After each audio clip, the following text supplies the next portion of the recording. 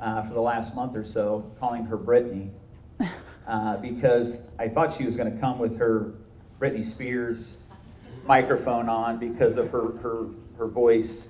And I'm not picking on you about your voice, but we've had a little fun with that. But when I met Amy a year or so ago, we had a chance to sit down and visit. First thing I noticed was her heart, her compassion for people, and her compassion for young people. Amy does a wonderful job in our community through just the mental health side of things, but teaching people what it means to respect yourself and respect others. And we are excited. We were so excited about our relationship with Amy. She became our first board member for First Friday. So give a big First Friday's applause to Amy Hanna.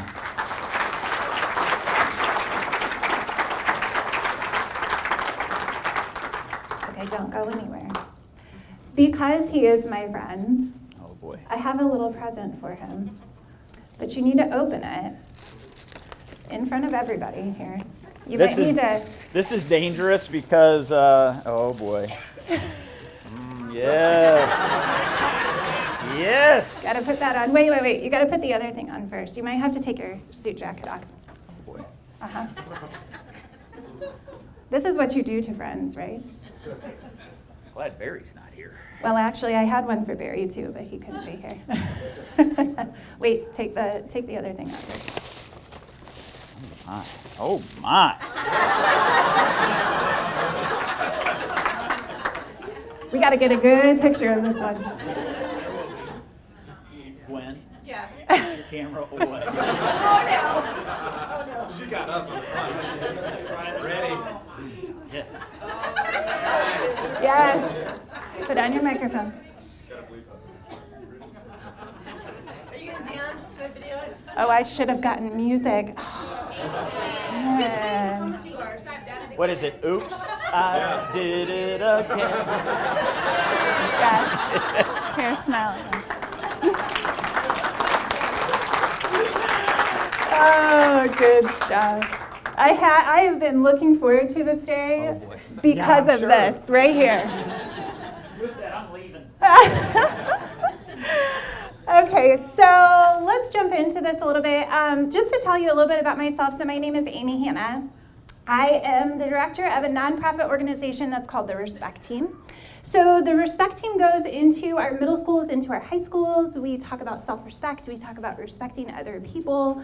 We talk about healthy relationships, healthy friendships, how to resolve conflict, just how to communicate, and really anything that a teenager would need to know, not just for now, but also for their future too. And something that happened to me, we've kind of alluded a little bit to it, was this vocal condition that hit me about 2 years ago. And it was the most frustrating thing, but I am so thankful that I had friends like Jerry, friends like my people sitting right up here, who really stood beside me and surrounded me with just encouragement and love. And so that's why I can give Jerry that hard time, because he did bring humor to the whole situation too. Sometimes when you go through hard things, you need friends to say, hey, we can laugh about this too. It's completely okay, you're gonna get through it. Because it's obviously not a life-threatening situation, it's just a frustrating situation. So sometimes it's okay to laugh about it too. Okay, so let's jump into this. I'm gonna move this thing. So we've got our picture of the forest of the trees. So what I want you to think about, because you have these notes with you, hopefully everybody got notes when you came in, yes, okay. I want this presentation to be super interactive, where you're talking with each other, but you're also talking with me. Because I think that it's important that when you come and you spend an hour or so with us at 8 o'clock in the morning, some of you I already talked to, you said, I love you this much because I'm here at 8 o'clock in the morning. Thank you for being here. But I think it's important that you learn something and that you also walk away with something in your hands, tangible too. So that's why you have those notes today. And your Respect Team pen, which is super fun too. So let's look at the top of that. We have the story of the trees. I'm just gonna read this to you. One day the trees went out to find a leader for themselves. They first went to the olive tree, and they told her, "Be our leader."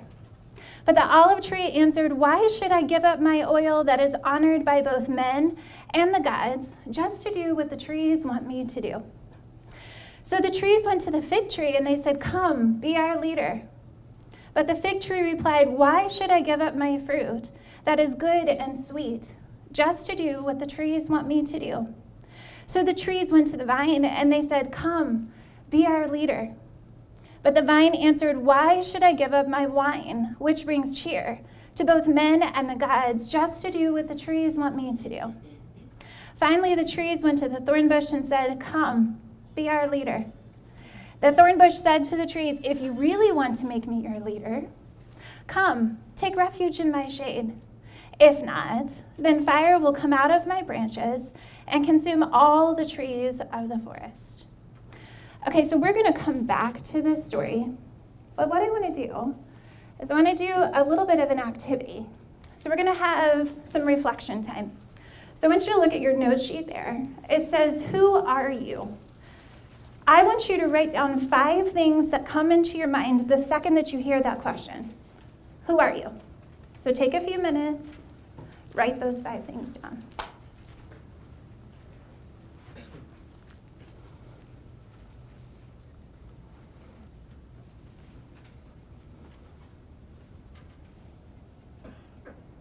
We should have some Britney music playing.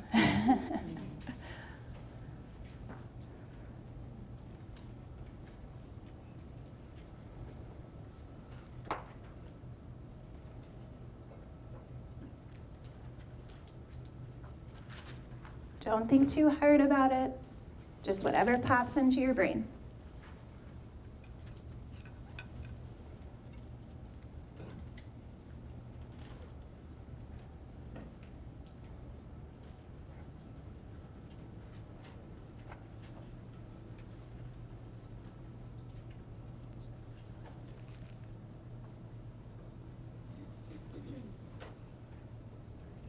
Take about 1 more minute.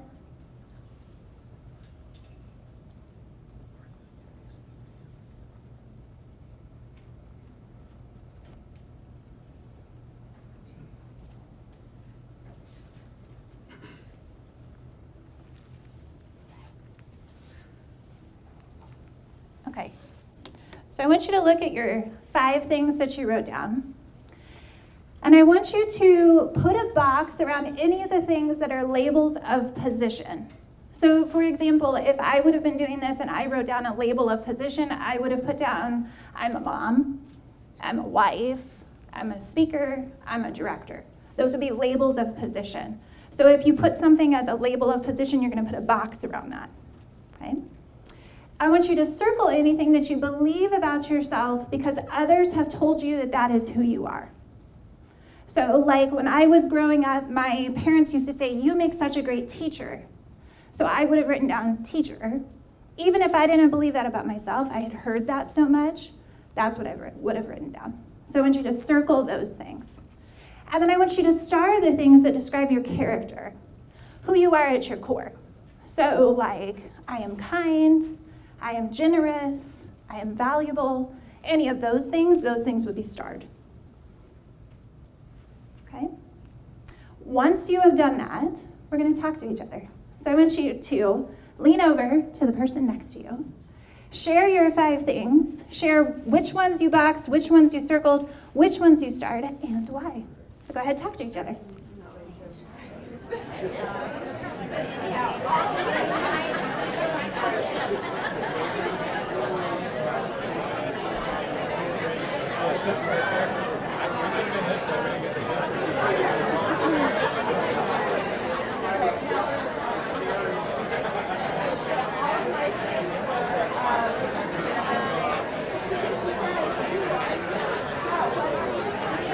And so I didn't. She's a writer, technical. I'm the paparazzi. Like, who are you? And she answered in a very specific way because of her background. Right? You and I probably had different backgrounds.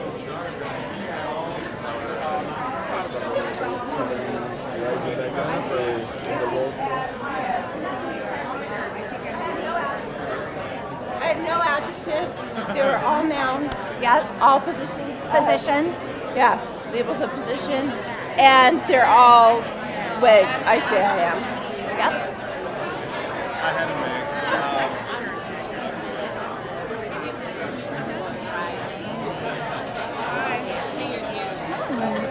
That's pretty good. Uh-huh. I'm sure you're going to tell us how we are. Yeah. I'll tell you. Yeah. Okay, take about 1 more minute, finish up your conversation.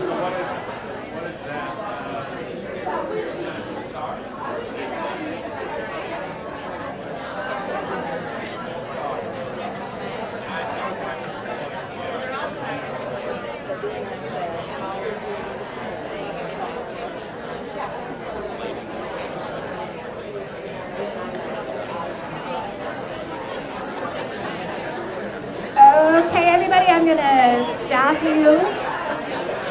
It's just like my high school students and my middle school students. I need somebody to whistle. All right, everybody, we're gonna go ahead and jump back into this. It's funnier that I have to work harder to quiet you down than I do my high school and my middle school students. Oh, that's pretty funny. But they're pretty used to the teacher talk, you know, like when you're like, all right, everybody, and they all go, right? Okay, so I want to hear a little bit from you. Who is brave enough? I'm looking at some of my friends right now. Yes. Share your, well, first of all, tell us who you are, just your name. And then your 5 things. Which things you boxed, circled, starred. Okay? Hi everybody, my name is Ima Jean, and I boxed mother, I circled supporter and go-getter, and I starred friend and confidant. Awesome, thank you. Who else? Yep. My name is Ron Lewis. I starred passion, greatness, God's spirit, a box father, and peace. Awesome, thanks, Ron. Who else? Let's do one more. Yeah. Hi, my name is Angela Manning, and I starred, I am a child of the Most High God. I starred, I am fearfully and wonderfully made. I boxed, I am a mother, a grandmother, and a prayer warrior. Ooh. All right. I like having you up front. So here's why I had you do this, okay? A lot of times we are boxed in to these labels that are placed on us. And we need to break out of that box of that label. A lot of times we are surrounded by the opinions of other people. And we need to break out of that circle of opinion. And we really need to highlight who we are at our core. We need to start that. We need to really think about when somebody says, who are you? That it's not just a list of all the things we do, or the positions that we hold, or the things that people think about us, but that we really know who we are at our core. Okay. Eric Erickson. Good looking guy. So he was a psychoanalyst. He coined the term identity crisis over 60 years ago. He used this term to describe a person who thought that they were trying to figure out who they were, and it was based on their position within society. He said this: identity is an interaction between someone's sense of self as a person and society's recognition of that person as an individual. So basically, bottom line, he's saying no matter what your position is in society, that is tied directly to who you are as a person. So what would happen within an identity crisis is, let's say you have this job, you love your job, and then you get fired. All of a sudden it leaves you with this question of, who am I? Or if you were a CEO for, let's say, 30 some years, and then all of a sudden you retired, you might be left with that question of, okay, who am I?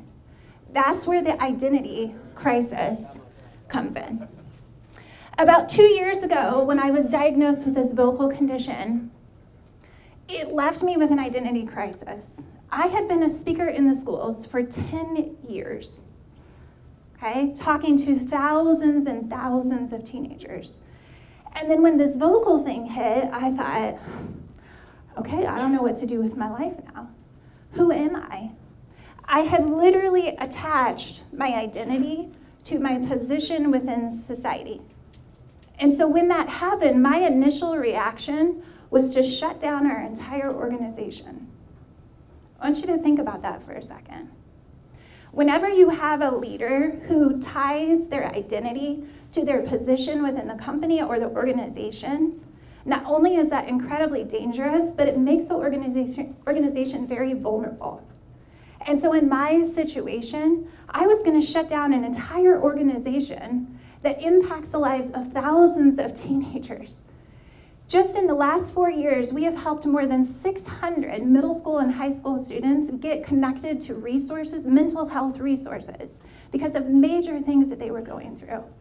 If we would have ended our entire organization because of my identity crisis, that would be really, really messed up situation.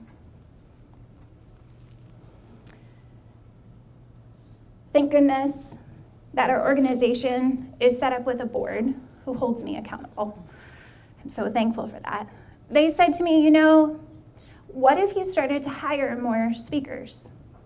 At first I thought, I'm really nervous about this. If I hire all these new speakers, are they going to be able to do as good of a job as I do? Are they going to be able to learn the material? Are they going to be able to connect to these students the way that I connect to these students?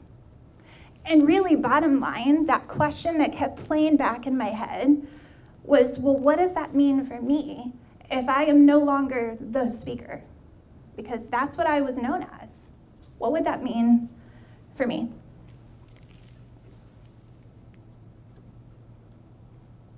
Ooh, try again. There we go. Okay. So identity crisis versus identity formation.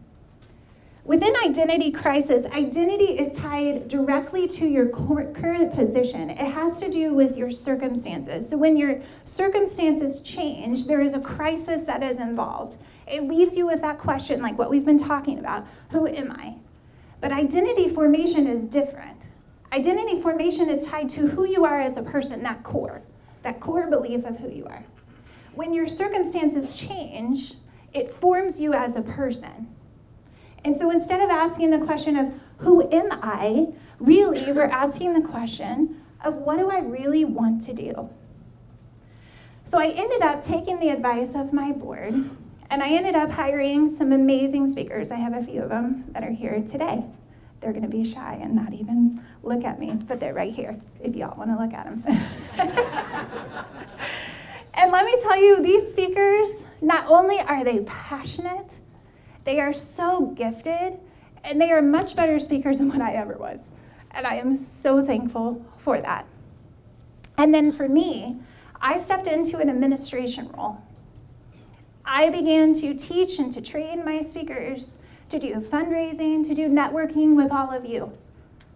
It was a really difficult switch for me.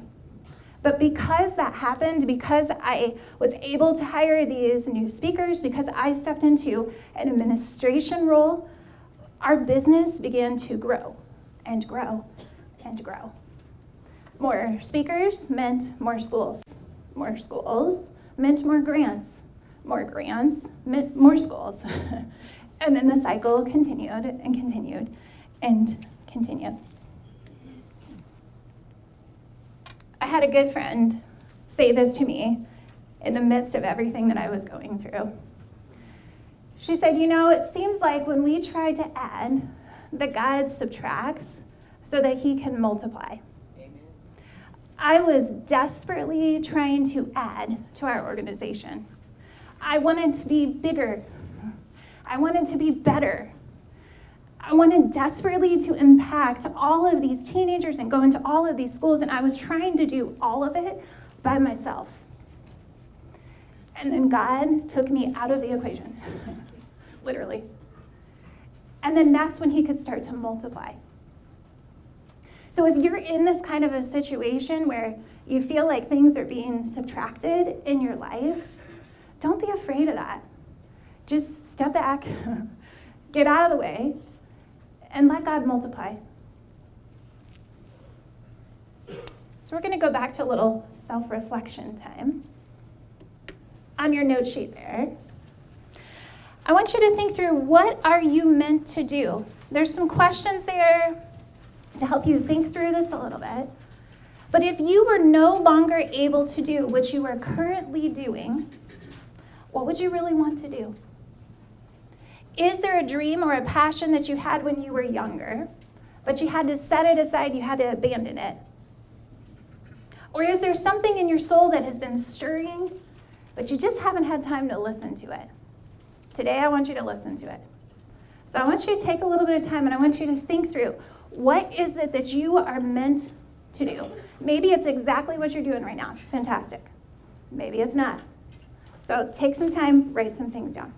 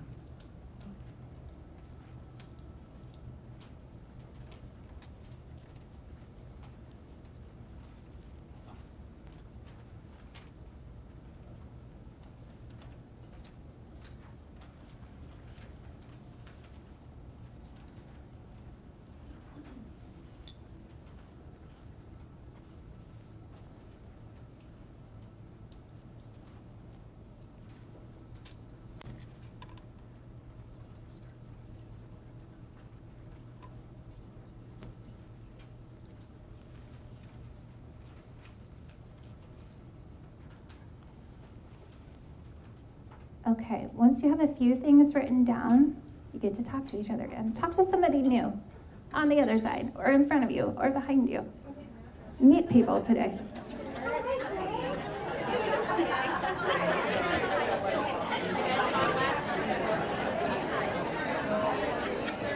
Move around.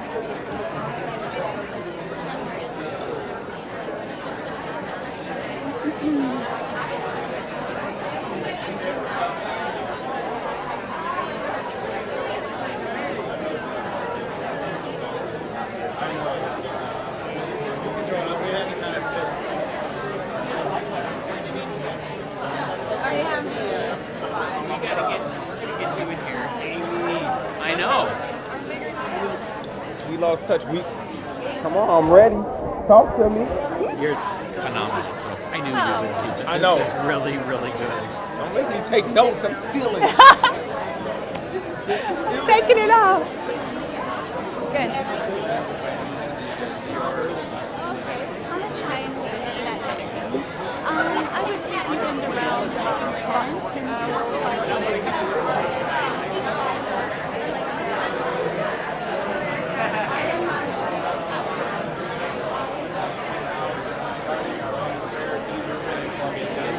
I totally called you guys out. I was going to have you stand up, and I'm like, I'll just have them all look at you.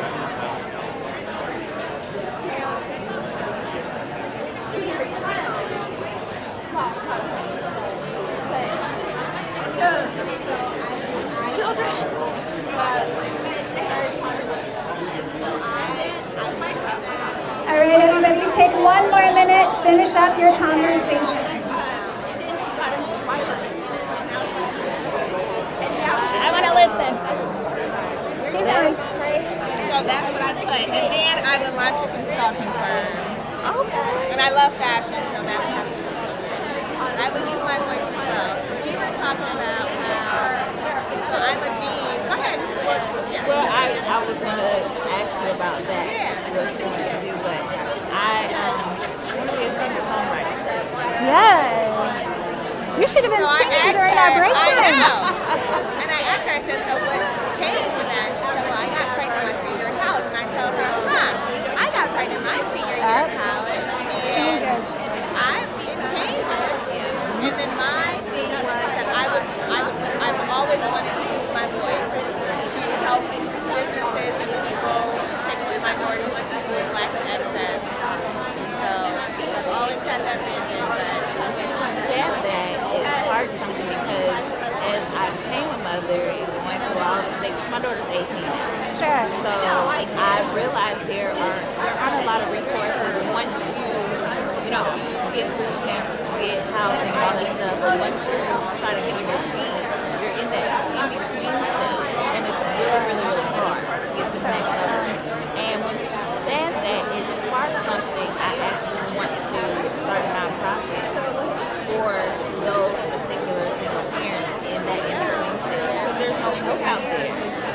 So Do it. you do it. We do need to talk. All right, everybody, I'm going to stop you.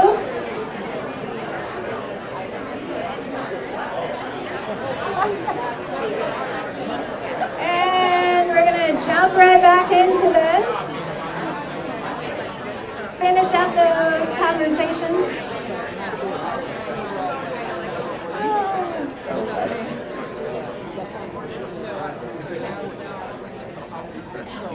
Okay.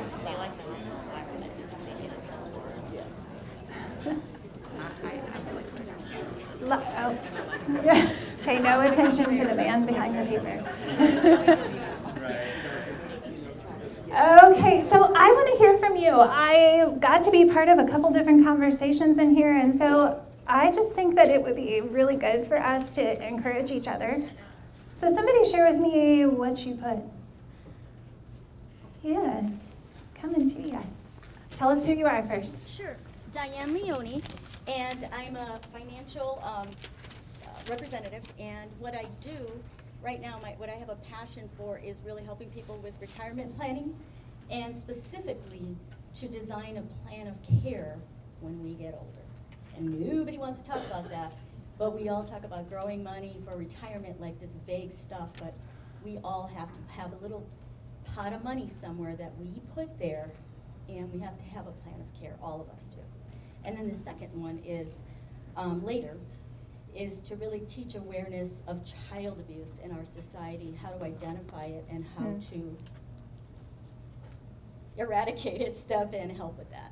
But more for me, it's more about the awareness. And I don't want to create anything, I just want to work with somebody specifically that's already doing something like that. That's awesome. Thank you. Good job, thank you. Okay, somebody else. Coming to you. Sure. Okay. Hello, my name is Tara. I'm from Fort Wayne. I've worked in a couple different jobs and industries. I think the position part was kind of a struggle for me because I was trying to get away from the, what do I do, more of like, who are you? And so on this page I put that I want to impact people and improve the lives of people impacted by ALS, Lou Gehrig's disease, because we don't have much of that here in Fort Wayne, and it's touched me personally, so that's what I thought of what I meant to do. Great. Anybody else? Yep.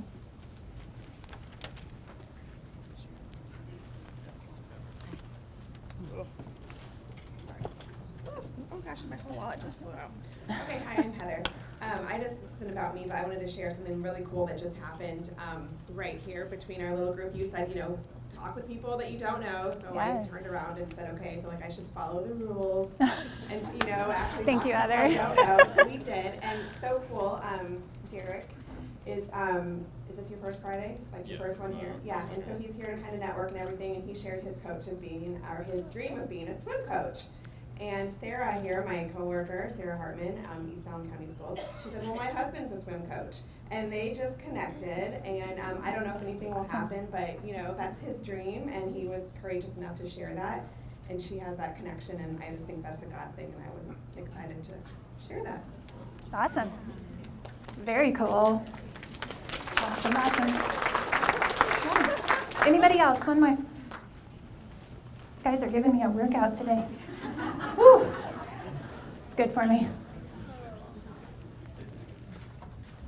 Well, I'm Janice Govin. I'm a Senior Sales Director with Mary Kay.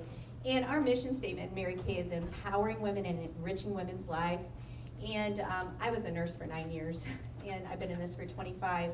But my mission is to empower women, to walk with them through their life, to equip them, to love them, to pour belief into them, and through crisis or whatever it may be, to change their perspective so that they can have their best life that God wants them to have and live the life of abundance in Christ.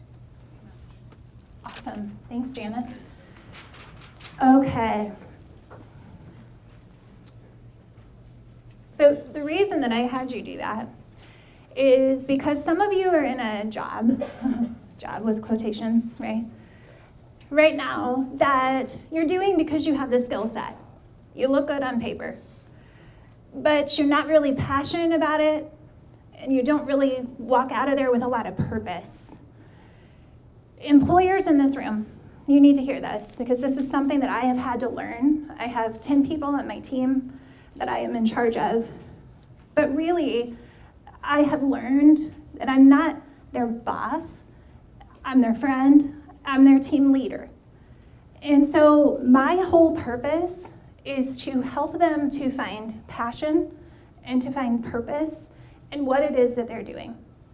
If we have employees who we just hire because they look good on paper, or because they have the skill set, but they don't have the passion, they don't have the purpose, we're gonna have low attitudes, we're gonna have low production, and eventually they're gonna be leaving that job very quickly. So we need to make sure that we're really helping our employees to have this passion, to have this purpose. Because if we do that, they'll be happy employees. If we don't do that, they're gonna be like that forest full of trees looking for a new leader, right? Let's go back to that forest full of trees.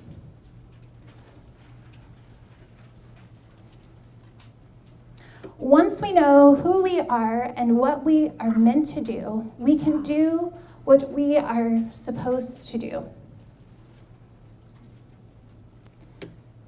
When we think about the story of the trees, we see some secure identities, right? We've got the olive tree, we've got the fig tree, and we've got the vine. They all knew who they were and what they were meant to do. When they were presented with this idea of, hey, especially a very tempting title of the leader of the trees, they said, well, why would I give up what I am created to do just to do what it is that you want me to do or what you think I'm supposed to do?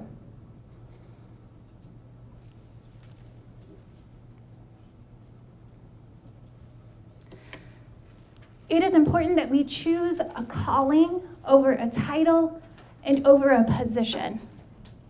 Tim Ross, he is one of my favorite pastors. He says it this way, he says, the difference between a good idea and a God idea is an extra O. You get about halfway through it and you go, oh, what was I thinking, right? Sometimes it's a great idea, but that doesn't mean that it's a great idea for you. Don't choose a title or a position over something that you were actually called and created to do. Don't get distracted by the lofty titles. Choose production over a title or over a position. If you are doing what you are supposed to do, whatever fruit you are producing, just produce more of it. If you are an apple tree, produce more apples. If you're an orange tree, more oranges. Banana tree, more bananas. If we have a bunch of apple trees that are looking over at the orange trees and saying, oh man, I wish I had those oranges, we're gonna have some issues, right? Produce just more of what it is that you do. If the vine decided to stop producing its fruit, I don't know about you, but I'd be pretty upset about that, right? My dinners would not be as happy. My weekends not as fun, right? It's important that whatever fruit that we are producing, we produce more of that instead of somebody else's. Don't rob others of what God has created you to do. Choose results over a title or a position. It's sometimes difficult to watch other people rise to the top, isn't it? We think, oh man, I am working so hard. How is it that this person is making multi-million dollars? How is it that they're building all these buildings? How is it that they're getting these awards and getting to do all these great things? Don't they see me? I'm working just as hard. It is so hard to have to stand back and watch that happen. But we need to get to a point where we celebrate what they do and we get back to doing what we do. Let me say that again. We need to get to a point where we celebrate what they do and we get back to doing what we do. Where we get to a point where we're saying, way to go. You are rocking it. I am so proud to be your friend. I am so proud to be your colleague. Instead of behind closed doors saying, oh, I don't know if they should be doing that because I think I could do that better, right? We need to get to that point where we're celebrating them and doing what we do. The best kind of leaders are the ones that cheer other people on. Be secure in who you are. Be secure in what you are meant to do, and the results will follow. So much of my talk today has been about those first 3 trees, but we need to talk about that thorn bush for a minute. The thorn bush was all too eager to take the position of a leader, wasn't he? Poor guy. He wasn't well liked. Being his friend was kind of painful. Check out those thorns. He had a lowly disposition, right? He doesn't come very far off the ground. But the trees needed a leader. But it was to their demise. He said, if you want me to be your leader, come and take refuge in my shade. Think about that. Do you want to know what it is like to get under the leadership of someone who was never meant to be in that position? It's painful. You can't wait to get out of it. And watch out when you do try to get out of it because there's going to be a whole lot of fire involved. Don't put yourself in a position that you were never meant to do. It will only hurt others and it will hurt you. Dr. Seuss moment today. You know what people do with thorn bushes when they get out of control? They don't try to grab them and pull them. What do? They burn them. When you put yourself into a position that you were never meant to do, you're going to get burned out so fast. Your edges are going to be crispy. Some of you came in here today with crispy edges. Today might be your wake-up call to say, you know what? I need to get back to knowing who I am and what it is that I am meant to do. I'm going to leave you with this verse today. It's one of my favorite verses.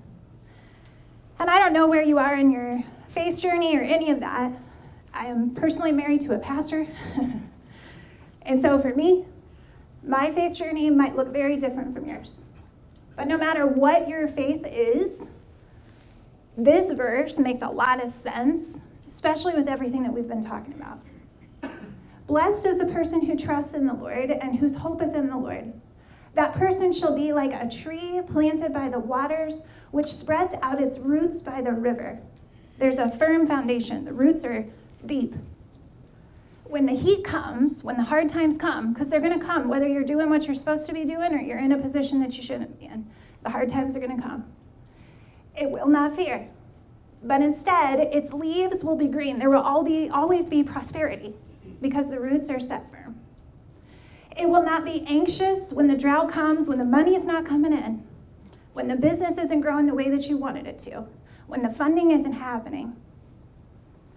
It will not stop growing fruit. When your roots are planted deep, when you know who you are, when you know what you're meant to do, that fruit will continue to flourish. That's all I have for you guys today.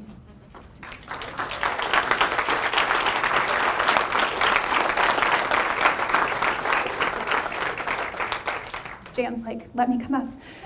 Does anyone have any questions before we have Jan come up and close us out today? Okay. Thank you so much for letting me come and talk to you today. These are things, it's really funny because when Jerry and Jim came to me and they said, we really want you to do this, my initial reaction was, I can't talk. Thank you for this microphone. I appreciate you guys so much. Those of you that are typically here for First Fridays, you know that this microphone has been so helpful. Yes, so we're gonna keep doing that. But they also came to me and they said, you know, we believe in what it is that you are saying, we believe in your heart, and what you want to bring to the leaders here in Fort Wayne. I had a completely different talk planned out for you guys. And about a week ago, that changed. And so I hope that it really landed for some of you today, and I hope that you walk out of here today with some really good information. Okay? All right, here's Jan.